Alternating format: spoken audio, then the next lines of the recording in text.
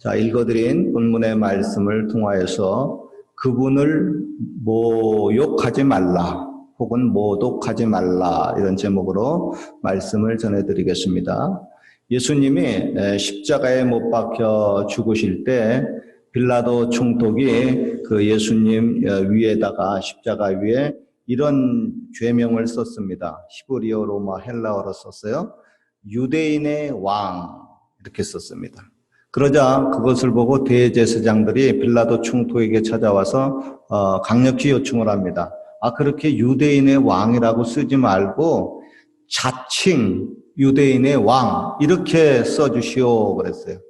즉 로마 황제가 예수님을 유대인의 왕으로 임명하지도 않았는데 예수님이 자칭 스스로 왕이라고 하니까 예수님은 로마 황제에게 반역죄를 저질렀다고 하는 것이고 그 결과 예수님은 십자가 사형을 당하고 있다고 하는 뜻입니다. 여러분, 당시에는 로마가 세계를 지배하고 있었던 시대이고 또 이스라엘 역시 로마의 지배를 받고 있었던 시기라 로마 황제에 대한 반역은 아주 중한 벌로 다스렸어요. 즉 사형에 처해졌습니다. 그러나 당시에 그 이스라엘 사람들의 그 입장에서 보면은 로마 황제를 반역한다고 하는 것은 도리어 이스라엘 민족의 독립투쟁을 이끈 굉장히 영웅적인 행동입니다. 그리고 로마인에게는 예수님이 반역죄인이지만 이스라엘 사람들에게는 아주 큰 위인이 되어서 칭송을 받아야 마땅한 분이었었습니다. 그런데 그런 민족의 위인을 이스라엘 사람들이 빌라도 총독에게 넘겨주면서 이 사람 반역죄를 저질렀으니 죽여주십시오 하고 부탁을 했습니다. 그러나 빌라도 총독이 예수님을 자세히 신문해 보니까 예수님은 전혀 반역죄를 저지르지도 않았습니다. 그러면 여러분, 예수님은 이스라엘 사람들에게 무슨 큰 죄를 그렇게 저질렀기 때문에 이스라엘 사람들이 예수님을 그토록 미워하고 죽이려고 했을까요? 반역죄도 아닌데. 그건 뭐냐면 바로 신성모독죄입니다. 예수님이 자기를 가르쳐서 하나님의 아들 그리스도라고 했으니까 예수님은 신성모독죄를 저질렀다고 하는 것이요. 그 결과 이스라엘 사람들이 종교적 법으로 의하면은 사형이라고 하는 겁니다. 여러분, 요즘은 욕이 굉장히 난무하는 시대입니다. 특별히 젊은 아이들은 욕을 안 하면 말이 안 된다 그래요. 특별히 온라인상에서 사람들이 욕하는 것을 보면은 저게 사람인가 할 정도로 굉장히 심한 욕을 하는 사람들이 있습니다. 그래서 그렇게 아주 진짜 막 잘하는 사람을 그렇게 표현합니다. 사탄도 울고 갈 사람. 사탄도 그렇게 욕을 안 하는데 사탄보다도 더 심하게 욕을 한다고 하는 겁니다. 특별히 반기독교인들이 우리가 믿는 하나님 예수님에 대해서 욕하는 것을 보면은 참 기가 막힐 지경입니다. 신성모독도 그런 신성모독이 없습니다. 만약에 그런 심한 욕을 예수님 당시 이스라엘에서 했다고 하면은 그 사람은 틀림없이 신성모독죄로 사형을 당하고 말았을 겁니다. 특별히 여러분, 이슬람 그 나라에서는 오늘날에도 자신들이 믿는 그 알라신 혹은 모하메드 그 선지자를 욕하는 그것은 아주 신성모독죄로 바로 사형에 처하거나 아주 극한 형벌로 다스립니다. 그리고 여러분 중에 혹시 이슬람 나라에 방문할 때에는 그런 그 신성모독죄 잘못해가지고 걸려가지고 큰 낭패를 당하지 않도록 굉장히 각별히 조심을 해야만 합니다. 안 믿는 사람들 입장에서 보면은 그까진 눈에 보이지 않는 자기의 신 좀 욕했다고, 그리고 몇천 년 전에 죽은 모하메드 선지자 욕했다고, 그렇게 사형을 당하고 죽이기까지 하느냐 하고 굉장히 의아해 할 것입니다. 그러나 신실한 그 신자들에게 있어서 자기가 믿는 신은 부모님보다 더 귀한 분입니다. 그런 그 신성한 분을 욕하는 것은 자기 부모님에게 욕하는 것보다 더 화가 나는 행동입니다. 여러분들도 입장을 한번 바꿔놓고 생각해 보세요. 누가 대놓고 자기를 욕하는 것은 참을 수 있지만 내 부모를 내 앞에서 대놓고 욕하는 것은 굉장히 참기가 힘듭니다. 그런데 그런 부모님보다도 더 위대한 자기가 믿는 신을 욕하면은 그건 서로가 원수지간이 돼버리고 맙니다.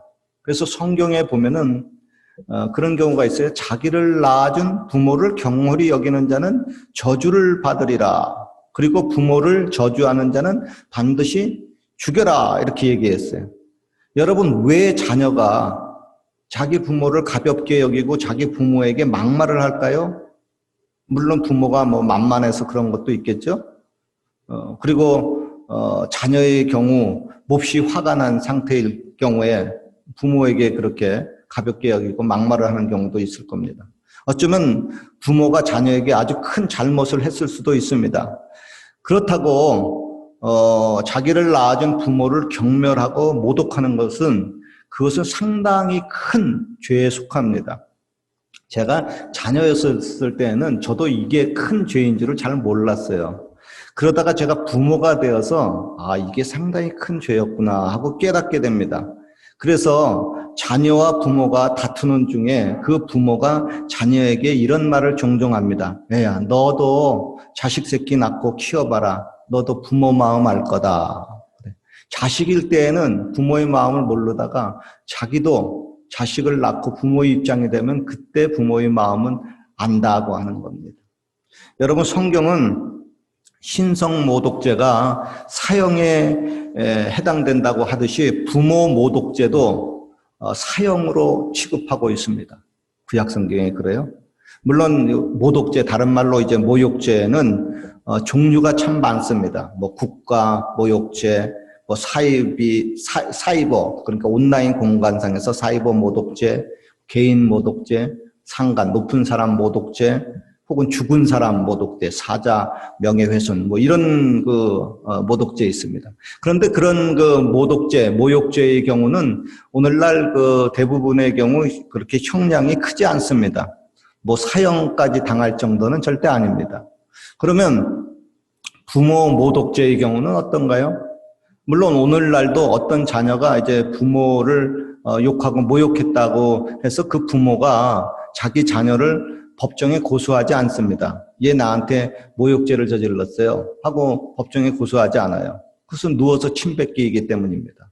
그러다 보니까 법적으로 부모 모욕죄가 거의 없습니다. 부모 모욕죄 이거 들어봤나요? 거의 없는데, 그러나 여러분, 세상에는 이렇게 법률로 정해진 성문법만 있는 것이 아니라 관습법도 있고요, 천륜이라고 하는 하늘의 법도 있고 하나님이 주신 양심의 법도 있습니다. 즉 부모 모독죄는 세상적인 법정에서는 그렇게 중대하게 취급하지 않지만은 하늘의 법, 하나님의 양심의 법, 천륜에 비추어 볼 때 부모 모독죄는 가장 용서받기 힘든 하늘의 윤리를 배반한 죄입니다. 그래서 부모가 되어서 여러분, 자기 자녀에게 욕을 얻어먹으면 그 부모는 순간 정신이 나갑니다. 너무나도 비참해집니다. 그리고 더 이상 인생을 살고 싶은 마음이 없어지고 죽고 싶어집니다. 그러니까 자녀가 부모를 모독하면 그 부모를 심적으로 죽이는 것 같은 결과가 만들어지게 됩니다. 여러분, 우리 하나님도 인격의 신이기 때문에 자기가 만든 피조물에게 심한 모독을 당하면 하나님도 그런 느낌이 들게 됩니다. 즉 신성 모독은 하나님을 심적으로 죽이는 행위입니다. 오늘 본문에 보면은 용서받지 못하는 모독죄에 대해서 언급을 합니다. 먼저 26절에 보면 귀한 진리를 받은 자가 일부러 진리를 모독하는 죄입니다. 그리고 29절에 보면 자기를 거룩하게 하기 위해서 십자가에서 피 흘려 죽으신 예수님을 모독하는 죄입니다. 그리고 순간순간마다 은혜를 베푼 성령을 모독하는 죄입니다. 여기서 모독죄의 공통점은 진리를 받았던 자, 그리고 거룩함을 받았던 자, 은혜를 받았던 자가 은혜를 준 자를 모독하는 겁니다. 여러분 생각을 해보세요. 그냥 지나가는 사람이 나를 욕하고 모욕하는 것은 그건 저 사람 정신이 나간 사람이다 그냥 생각하고 그냥 흘러버릴 수가 있어요. 그런데 내가 은혜를 많이 끼쳤던 그 사람이 나를 욕하는 것, 이것은 완전히 다른 얘기입니다. 상처의 깊이도 다르고요. 즉 가장 많이 은혜를 받은 자가 가장 많이 은혜를 준 자를 욕하는 것은 굉장히 큰 죄에 속하게 됩니다. 하늘의 천륜을 저버리는 행위가 돼버리고 맙니다.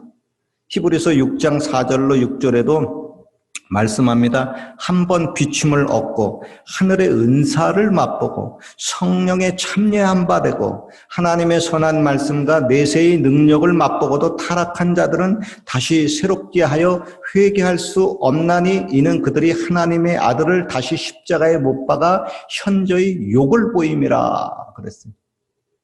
은혜를 세게 받은 사람이 예수님을 욕보이는 행위는 이거는 다시 기회가 없다. 이렇게까지 용서받지 못할 죄로 취급을 하고 있습니다. 부모 모독죄도 마찬가지입니다. 부모가요, 자녀에게 얼마나 많은 은혜를 주었습니까? 잘 모르는 분이 있습니까? 부모가 되어보면 압니다. 그런데 그런 은혜를 받았던 자가 부모를 욕한다? 이것은 말도 안 됩니다. 세상 말로 호래자식이라 그러죠. 오죽하면 하나님은 그런 새끼는 죽이라고 합니다. 물론 구약의 법이에요. 신약의 법은 안 그러니까 죽이지 마세요. 현실 세계에도 보면 부모가 자기를 욕하는 자녀를 보면 그 부모가 도저히 견디지 못합니다. 그래서 이놈아 이년아 너 죽고 나 죽자 하는 식으로 막 대판 싸우는 것을 봅니다.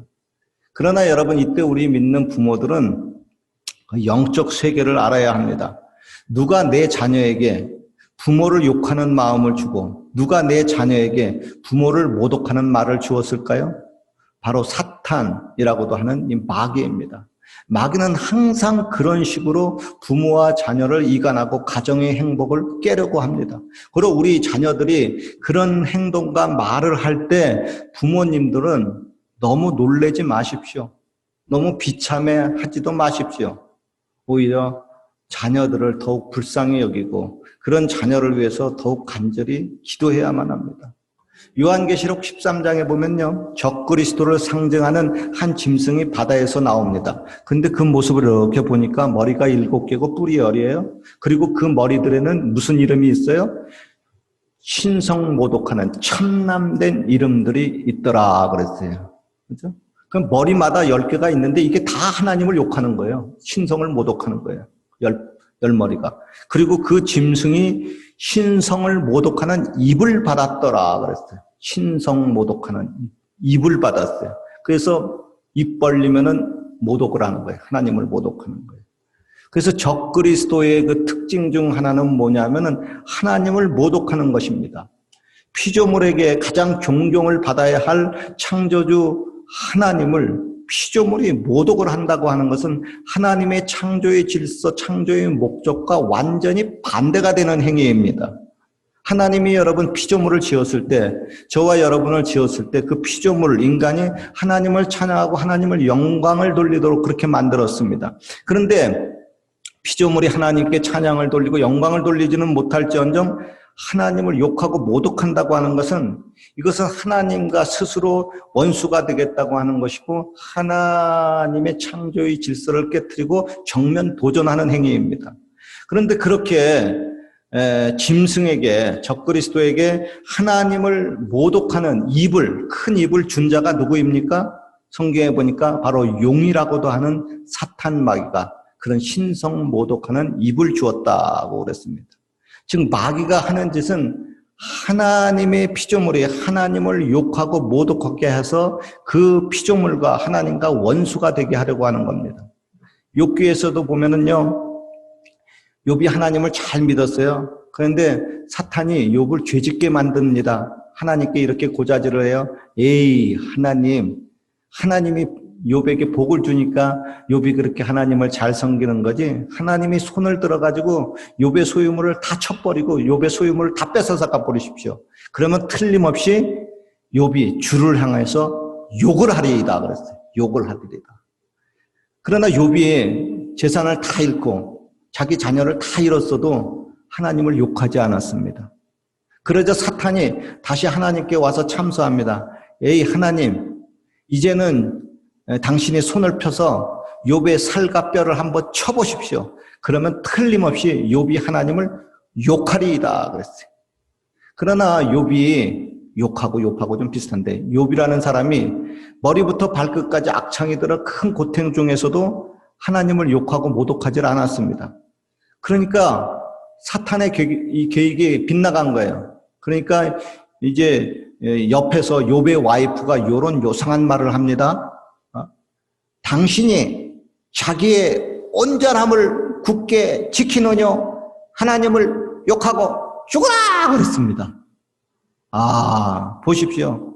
욥이 그런 큰 고통 중에도 하나님을 모독하지 않으니까 사탄이 욥의 와이프의 그 입을 통해 가지고 짓거립니다. 하나님을 욕하고 죽으래도 그냥 죽지 말고 하나님을 모독하고 죽으라고 하는 겁니다. 즉 사탄은 큰 고난을 통해서 욥이 하나님을 모독하는 말을 하게 하고 욥과 하나님 사이를 이간을 놓고 갈라놓으려고 합니다. 그러나 욥은 위대해요. 결코 하나님을 욕하고 모독하지 않았습니다. 여러분, 마귀는 인간을 통해서 끊임없이 하나님을 모독하게 하려고 합니다. 그러나 우리는 그 괴계에 절대 속아 넘어가서는 안 됩니다. 여러분, 마귀가 없으면 인간은 하나님을 그렇게 모독하지 않습니다. 왜 그렇게 큰 은혜를 베풀어 주신 하나님을 인간이 모독을 합니까? 그건 마귀가 심어줬기 때문에 그래요. 그리고요, 마귀가 없으면 자기 자녀가 부모를 그렇게 모독하지 않습니다. 마귀가 없으면요, 그 사람이 나를 그렇게 심하게 모욕하지 않습니다. 그리고 여러분, 혹시 인생을 살다가 누구에게 심한 모욕스러운 말을 듣거나 모욕스러운 그런 행동을 당했습니까? 그래서 아주 죽고 싶을 정도로 비참합니까? 혹은 그 사람을, 나에게 모욕을 준 그 사람 아주 죽이고 싶을 정도로 밉습니까? 그때는 이렇게 깨달으십시오. 저 마귀 녀석이 또 장난질 하는구나. 내 속을 뒤집어 놓으려고 하는구나. 사탄아, 물러가라. 그리고 난 다음에 나를 모독한 사람을 저게 자기 본 마음이 아니다. 저게 마귀가 그래서 그렇다 하고 그 사람을 용서하고 불쌍히 여기고 더 나아가서 그를 더 사랑하도록 해야 합니다. 결국 그렇게 잘 참고 인내하고 사랑하는 자가 하나님께서 원하시는 사람입니다. 그리고 여러분, 입장을 또 바꿔놓고 내가 알게 모르게 그분을 모독한 것이 있지는 않습니까? 나에게 은혜를 준 사람을 내가 모독하거나 모욕하지 않았습니까? 배반하지 않았습니까? 그렇게 된다면 나도 하나님께 용서를 구하도록 해야 됩니다. 그리고 그렇게 나를 모독하는 길로 이렇게 가게 만든 사탄 마귀를 내 마음속에서, 내 인격 속에서, 내 말과 행동 속에서 물러가라 하고 물리쳐야 됩니다. 그래야 인간은 사탄과 함께 미움을 당하거나 심판을 당하지 않습니다. 결론입니다. 현실 세계에서 우리는 많은 모욕을 당하고 기분이 굉장히 나빠질 수가 있습니다. 그렇다고 나도 그 사람처럼 같이 모욕을 하지는 마십시오. 도리어 그 사람을 용서하고 불쌍히 여기고 그를 위해서 기도해 주십시오. 한 번만 그러는 것이 아니라 계속해서 70번에 7번까지 또 나를 모욕하는 사람을 위해서 용서하고 기도하고 사랑해 주십시오. 그렇게 인생을 살다가 하나님 앞에 서면은 하나님이 너 참 수고했다 하고 우리를 껴안아 주시고 많은 상급을 베풀어 주실 것입니다. 성경은 나를 인해서 누가 너희를 욕하고 모욕을 하면은 너에게는 복이 있다 그랬습니다. 그래서 지금 많은 모욕을 당하고 있는 분이 있습니까? 그래서 막 비참해집니까? 하늘에서 내 상이 많이 있구나. 그래서 그것을 잘 참고 인내하는 가운데 하늘의 상급도 쌓아가면서 이 땅의 평화와 행복을 갖고 나가시길 주의 이름으로 축원합니다.